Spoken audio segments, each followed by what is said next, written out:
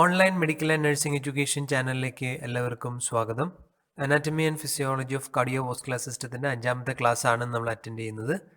നമുക്ക് ക്ലാസ്സിൻ്റെ ഡീറ്റെയിൽസിലേക്ക് പോകാം. Question number 41. Ideal site for ABG blood collection is at option A subclavian artery, option B ulnar artery, option C radial artery and option D axillary artery. ഓപ്ഷനുകൾ എന്താണെന്ന് നോക്കാം. Radial artery ആണ് ABG blood അനാലിസിസിന് വേണ്ടി blood collect ചെയ്യാൻ പറ്റുന്ന ഏറ്റവും best ആയിട്ടുള്ള ഒരു ആർട്ടറി. ഇതിൻ്റെ ലൊക്കേഷൻ എന്ന് പറയുന്നത് റിസ്റ്റിൻ്റെ മുകളിലായിട്ട് തമ്പിൻ്റെ സൈഡായിട്ടാണ്. റേഡിയൽ ആർട്ടറി കൂടാതെ ബ്രേക്കിയൽ ആർട്ടറിയിൽ നിന്നും ഫിമറൽ ആർട്ടറിയിൽ നിന്നും നമുക്ക് ബ്ലഡ് കളക്ട് ചെയ്യാം. പക്ഷേ ഏറ്റവും കൂടുതൽ പ്രിഫർ ചെയ്യുന്നത് റേഡിയൽ ആർട്ടറി ആണ്. കാരണം റേഡിയൽ ആർട്ടറി ലൊക്കേറ്റ് ചെയ്യാൻ ഈസിയാണ്. അതുപോലെ മറ്റ് ബോഡി സ്ട്രക്ചേഴ്സ് ഒന്നും അവിടെ ഓവർ റൈഡ് ചെയ്യുന്നില്ല. എന്നാൽ ബ്രേക്കിയലോ ഫിമറൽ ആർട്ടറിയിലൊക്കെ ആണെങ്കിൽ കൊളാറ്ററൽ സർക്കുലേഷൻ പൂറാണ്. അതിൻ്റെ ലൊക്കേഷൻ ഐഡൻറ്റിഫൈ ചെയ്യാൻ കുറച്ച് ബുദ്ധിമുട്ടാണ്. അതുകൂടാതെ മറ്റ് ബോഡി സ്ട്രക്ചേഴ്സ് അവിടെ കവർ ചെയ്ത് വരുന്നതുകൊണ്ട് ഡാമേജ് ഉണ്ടാകാനുള്ള സാധ്യത വളരെ കൂടുതലാണ്. ഈ ചോദ്യത്തിൻ്റെ ശരിയായ ഉത്തരം ഓപ്ഷൻ സി റേഡിയൽ ആർട്ടറി എന്നുള്ളതാണ്. Question number 42. Which is the largest branch of vertebral artery? Option A anterior spinal artery, option B posterior spinal artery, option C meningeal branch, option D post inferior cerebellar artery. ഓപ്ഷനുകൾ എന്താണെന്ന് നോക്കാം. Vertebral ആർട്ടറിയുടെ ബ്രാഞ്ചുകൾ എന്ന് പറയുന്നത് 1 anterior spinal artery, 2 posterior spinal artery, 3 meningeal branch of vertebral artery, 4 post inferior cerebellar artery, 5 medullary branch of vertebral artery, 6 muscular branch of vertebral artery. ഇങ്ങനെ 6 തരത്തിലാണ് vertebral ആർട്ടറിയുടെ ബ്രാഞ്ചുകൾ ഉള്ളത്. വെർട്ടിബ്രൽ ആർട്ടറിയുടെ 6 ബ്രാഞ്ചുകളിൽ പോസ്റ്റ് ഇൻഫീരിയർ സെറിബ്രൽ ആർട്ടറിയാണ് ലാർജസ്റ്റ് ബ്രാഞ്ചായിട്ട് വരിക. ഈ ആർട്ടറിയുടെ ബ്രാഞ്ചസിനുണ്ടാകുന്ന ഒക്ലൂഷൻ ഇസ്ചിമിക് സ്ട്രോക്ക് പോലുള്ള കണ്ടീഷൻസ് ഡെവലപ്പ് ചെയ്യാനായിട്ട് കാരണമാകുന്നു. ഇവിടെ തന്നിരിക്കുന്ന ചോദ്യം largest branch of vertebral artery ഏത് എന്നാണ്. Option D post inferior cerebellar artery എന്നുള്ളതാണ് ഈ ചോദ്യത്തിൻ്റെ ശരിയായ ഉത്തരം. Question number 43. Posterior communicating artery is the branch of option A posterior cerebral artery, option B internal carotid artery, option C middle cerebral artery, option D external carotid artery. Circle of വില്ലിസിലേക്ക് arterial blood എങ്ങനെയാണ് എത്തുന്നത് നോക്കാം. Circle of Willis എങ്ങനെയാണ് form ചെയ്തിരിക്കുന്നത് എന്നുള്ളതാണ് ഈ പിക്ചറിൽ കാണിച്ചിരിക്കുന്നത്. ആർച്ച് ഓഫ് അയോർട്ടയിൽ നിന്നും റൈറ്റ് സൈഡിലേക്ക് ബ്രേക്കിയോസെഫാലിക് ആർട്ടറി ഫോം ചെയ്യുന്നു. ബ്രേക്കിയോസെഫാലിക് ആർട്ടറിയിൽ നിന്നാണ് right common carotid artery form ചെയ്തിട്ടുള്ളത്. പിന്നീട് brachiocephalic artery right subclavian artery ആയിട്ട് കണ്ടിന്യൂ ചെയ്യുന്നു. റൈറ്റ് സബ്ക്ലേവിയൻ ആർട്ടറിയിൽ നിന്നാണ് റൈറ്റ് വെർട്ടിബ്രൽ ആർട്ടറി ഫോം ചെയ്യുന്നത്. ലെഫ്റ്റ് സൈഡിലേക്ക് നോക്കുകയാണെങ്കിൽ ആർച്ച് ഓഫ് അയോർട്ടയിൽ നിന്നാണ് left common carotid artery form ചെയ്യുക. അതിൻ്റെ അടുത്ത് നിന്നും ലെഫ്റ്റ് സബ്ക്ലേവിയൻ ആർട്ടറി ഫോം ചെയ്യുന്നു. ഈ ലെഫ്റ്റ് സബ്ക്ലേവിയൻ ആർട്ടറിയിൽ നിന്നും ലെഫ്റ്റ് വെർട്ടിബ്രൽ ആർട്ടറി ഫോം ചെയ്ത് മുകളിലേക്ക് വരും. Right common carotid artery neck റീജിയനിലേക്ക് എത്തുമ്പോഴേക്കും ഫൈബ്രസ് ടിഷ്യൂനാൽ കവർ ചെയ്യപ്പെടുന്നു. അതിനെ കരോട്ടിഡ് ഷീറ്റ് എന്നാണ് വിളിക്കുക. ഈ കരോട്ടിഡ് ഷീറ്റ് ആർട്ടറിക്ക് വേണ്ട പ്രൊട്ടക്ഷൻ കൊടുക്കുന്നു. അതാണ് ഇവിടെ സർക്കിൾ ചെയ്ത് കാണിച്ചിരിക്കുന്നത്. തൈറോയിഡ് കാർട്ടിലേജിൻ്റെ ലെവൽ എത്തുമ്പോഴേക്കും ഏകദേശം C4 സെർവിക്കൽ 4th വെർട്ടിബ്രയുടെ ലെവൽ എത്തുമ്പോഴേക്കും കോമൺ കരോട്ടിഡ് ആർട്ടറി രണ്ടായിട്ട് ഡിവൈഡ് ചെയ്യും. ഒന്ന് എക്സ്റ്റേണൽ കരോട്ടിഡ് ആർട്ടറി ആയിട്ടും മുകളിലേക്ക് ഇൻറ്റേർണൽ കരോട്ടിഡ് ആർട്ടറി ആയിട്ടും. അതിവിടെ മാർക്ക് ചെയ്ത് കാണിച്ചിട്ടുണ്ട്. Internal carotid artery, external carotid artery. External carotid artery ഫേസുമായിട്ട് ബന്ധപ്പെട്ട് ബാക്കിയുള്ള സ്ട്രക്ചേഴ്സിലേക്ക് ബ്ലഡ് സപ്ലൈ കൊടുക്കുന്നു. കരോട്ടിഡ് ആർട്ടറി മുകളിലേക്ക് ട്രാവൽ ചെയ്ത് കാവേർണസ് സൈനസിലൂടെ ക്രേനിയത്തിൻ്റെ അകത്തേക്ക് എൻ്റർ ചെയ്യുന്നു. ഈ കാവേർണസ് സൈനസ് ആണ് ഇവിടെ മാർക്ക് ചെയ്ത് കാണിച്ചിരിക്കുന്നത്. ഇവിടെ ഒരു സർക്കിൾ ഇട്ടിട്ട് കാണിച്ചിട്ടുണ്ട്. ക്രേനിയത്തിലേക്ക് എത്തുന്ന ഇൻറ്റേർണൽ കരോട്ടിഡ് ആർട്ടറിനെ ഇവിടെ കൃത്യമായിട്ട് മാർക്ക് ചെയ്ത് കാണിച്ചിട്ടുണ്ട്. Left and right internal carotid artery ആണിത്. ആ ഒരു ഇൻറ്റേർണൽ കരോട്ടിഡ് ആർട്ടറിയിൽ നിന്നും ഒപ്റ്റിക് ആർട്ടറി ഫോം ചെയ്യുന്നുണ്ട്. അതിൻ്റെ ഒരു കട്ട് അവിടെ ഉണ്ട്, ഒപ്റ്റിക് ആർട്ടറി. വീണ്ടും ഈ internal carotid artery anterior cerebral ആർട്ടറിയുമായിട്ട് ജോയിൻ ചെയ്യുന്നു. പോസ്റ്റീരിയർ കമ്മ്യൂണിക്കേറ്റിംഗ് ആർട്ടറീസ് ആയിട്ട് ലെഫ്റ്റ് ആൻഡ് റൈറ്റിൽ ജോയിൻ ചെയ്തുകൊണ്ട് സർക്കിൾ ഓഫ് വില്ലസിൻ്റെ ഭാഗമാവുക. ഇവിടെ പോസ്റ്റീരിയർ കമ്മ്യൂണിക്കേറ്റിംഗ് ആർട്ടറീസ് ഇവിടെ കൊടുത്തിട്ടുണ്ട്. Left and right posterior communicating arteries 2 എണ്ണം. പിന്നീട് അത് മിഡിൽ സെറിബ്രൽ ആർട്ടറി ആയിട്ടും ആൻറ്റീരിയർ കോറോയിഡ് ആർട്ടറി ആയിട്ടും ഡിവൈഡ് ചെയ്യുന്നു. അടുത്തതായിട്ട് വെർട്ടിബ്രൽ ആർട്ടറി എങ്ങനെയാണ് സർക്കിൾ ഓഫ് വില്ലസിൻ്റെ ഭാഗമാകുന്നതെന്നാണ് നോക്കുന്നത്. റൈറ്റ് സബ്ക്ലേവിയൻ ആർട്ടറിയിൽ നിന്നും ലെഫ്റ്റ് സബ്ക്ലേവിയൻ ആർട്ടറിയിൽ നിന്നും ഫോം ചെയ്യുന്ന വെർട്ടിബ്രൽ ആർട്ടറി സെർവിക്കൽ വെർട്ടിബ്രയുടെ സൈഡിലുള്ള ഹോളിലൂടെ അകത്തേക്ക് കടന്നു പോകുന്നു. ആ ഹോളിന് വിളിക്കുന്ന പേരാണ് ഫോറോമൻ ട്രാൻസ്വെർസാരിയം. ഇതാണ് ആ ഒരു പോയിന്റ്. സെർവിക്കൽ എല്ലാ വെർട്ടിബ്രയുടെയും ആ ഒരു ഹോളിൻ്റെ അകത്തെ കൂടെ മുകളിലേക്ക് നെക്കിൻ്റെ സൈഡിലൂടെ പോസ്റ്റീരിയർ ആസ്പെക്ട് ഓഫ് ദ നെക്കിലൂടെ മുകളിലേക്ക് ട്രാവൽ ചെയ്യുന്നു.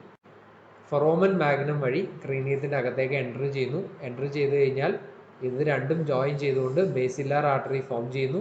ബേസിലാർ ആർട്ടറിയിൽ നിന്നും പിന്നീട് സുപ്പീരിയർ സെറിബ്രൽ ആർട്ടറി രണ്ട് സൈഡിലേക്കും ഫോം ചെയ്യുന്നു. പിന്നീട് മുന്നോട്ട് പോകുമ്പോൾ പോസ്റ്റീരിയർ സെറിബ്രൽ ആർട്ടറി രണ്ട് എണ്ണം ഫോം ചെയ്യുന്നു, ലെഫ്റ്റിലും റൈറ്റിലും. ഈ പോസ്റ്റീരിയർ സെറിബ്രൽ ആർട്ടറീസ് ആണ് പോസ്റ്റീരിയർ കമ്മ്യൂണിക്കേറ്റിംഗ് ആർട്ടറീസ് എന്ന് വിളിക്കുന്ന സർക്കിൾ ഓഫ് വില്ലസിൻ്റെ ഭാഗമായിട്ടുള്ള ആർട്ടറീസ് ആയിട്ട് കണക്ട് ചെയ്യുക. സർക്കിൾ ഓഫ് വില്ലസിലേക്ക് കോൺട്രിബ്യൂട്ട് ചെയ്യുന്ന ആർട്ടറീസുകൾ ഏതൊക്കെയാണെന്ന് നോക്കാം. രണ്ട് ആൻറ്റീരിയർ ആർട്ടറീസും പോസ്റ്റീരിയർ ആർട്ടറീസും ഈക്വലായിട്ട് ഇതിൻ്റെ കൂടെ ജോയിൻ ചെയ്യുന്നു. അങ്ങനെ ഒരു സർക്കിൾ ഇവിടെ ഫോം ചെയ്യുന്നു. ആൻറ്റീരിയർലി നോക്കുകയാണെങ്കിൽ anterior cerebral arteries left and റൈറ്റിനെ ആൻറ്റീരിയർ കമ്മ്യൂണിക്കേറ്റിംഗ് ആർട്ടറീസ് ജോയിൻ ചെയ്യുന്നു. പിന്നീട് ഇൻറ്റേർണൽ കരോട്ടിഡ് ആർട്ടറിയിലേക്കാണ് ഈ ഒരു ആൻറ്റീരിയർ സെറിബ്രൽ ആർട്ടറീസ് ജോയിൻ ചെയ്യുക. ബേസിലാർ ആർട്ടറിയിൽ നിന്നും വരുന്ന പോസ്റ്റീരിയർ സെറിബ്രൽ ആർട്ടറീസ് ആയിട്ട് പോസ്റ്റീരിയർ കമ്മ്യൂണിക്കേറ്റിംഗ് ആർട്ടറീസ് ജോയിൻ ചെയ്യുന്നു. അങ്ങനെ അതൊരു സർക്കിൾ ഫോം ചെയ്യുന്നു. അങ്ങനെ സർക്കിൾ ഓഫ് വില്ലസ് ഡെവലപ്പായി. ഇതിൻ്റെ മെയിൻ ആയിട്ടുള്ള പർപ്പസ് എന്താണെന്ന് ചോദിച്ചു കഴിഞ്ഞാൽ ബ്രെയിൻ സ്ട്രക്ചേഴ്സിലേക്കും അഡിക്വേറ്റ് ആയിട്ടുള്ള ബ്ലഡ് സർക്കുലേഷൻ എത്തിക്കുക, ബോഡി മൂവ്മെൻറ്റ്സ് വഴിയോ മറ്റേതെങ്കിലും കാരണത്താലോ അഡിക്വേറ്റ് ആയിട്ടുള്ള ബ്ലഡ് സപ്ലൈ ലഭിക്കാതിരിക്കാനുള്ള സാധ്യത ഒഴിവാക്കാൻ വേണ്ടിയിട്ടാണ് ഇത്തരത്തിലൊരു സ്ട്രക്ചർ ബോഡിയിൽ ക്രിയേറ്റ് ചെയ്യപ്പെട്ടിട്ടുള്ളത്.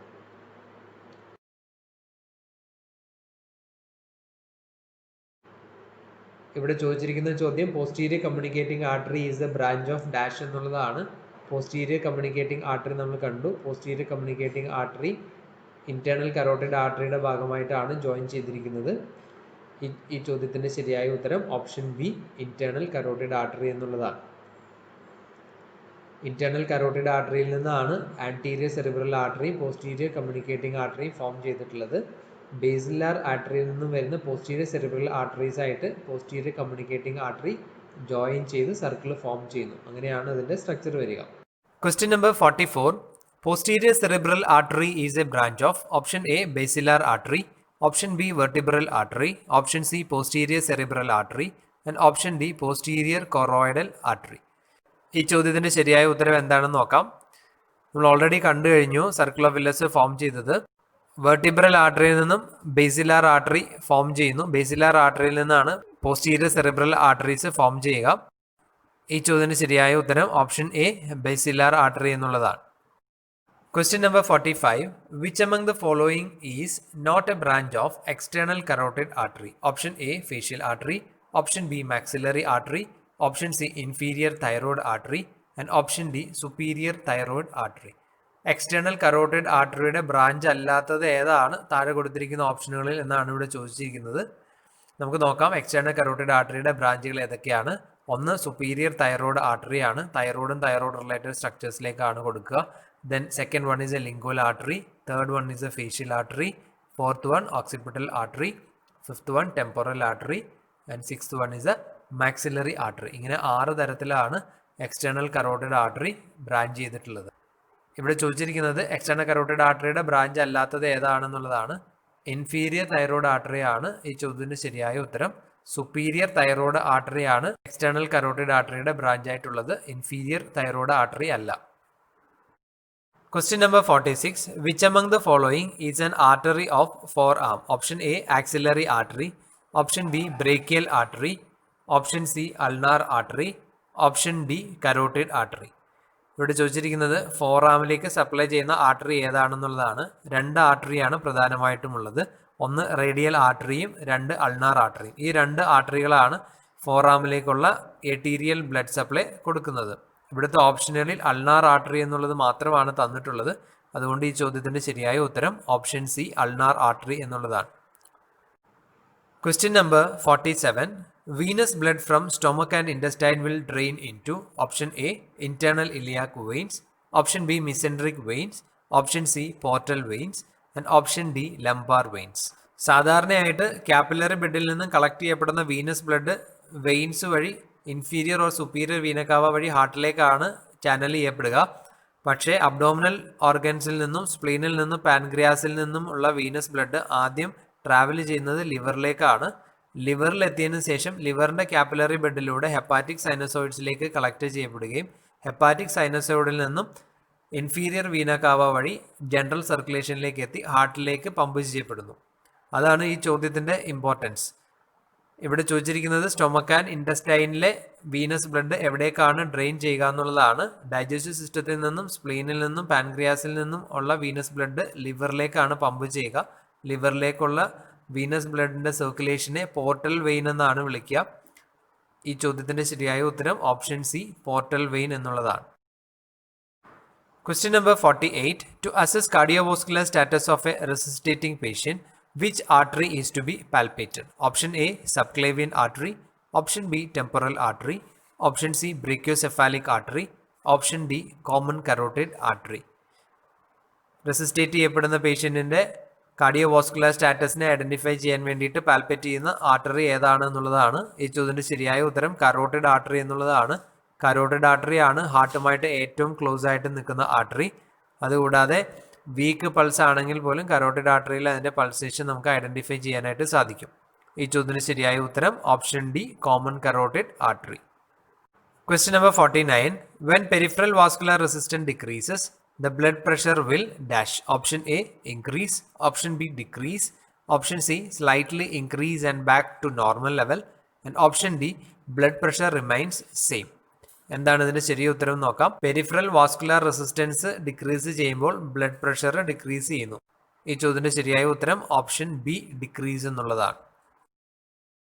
Question number 50.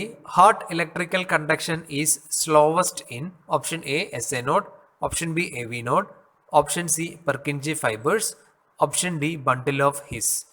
ഹാർട്ടിന്റെ ഇലക്ട്രിക്കൽ കണ്ടക്ഷൻ ഏറ്റവും കുറവ് എവിടെയാണ് കാണുക എന്നുള്ളതാണ്. SA നോഡിലാണ് ആദ്യമായിട്ട് ഇലക്ട്രിക് ഇമ്പൾസസ് ഹാർട്ടിനെ കണ്ടക്ട് ചെയ്യാൻ വേണ്ടിയിട്ട് ഇനീഷ്യേറ്റ് ചെയ്യപ്പെടുന്നത്.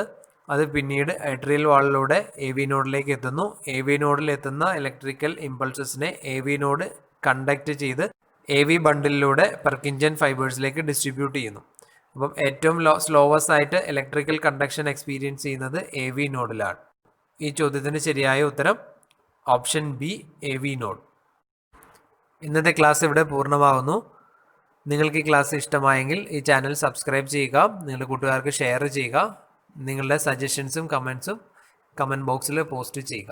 Thank you for watching this video.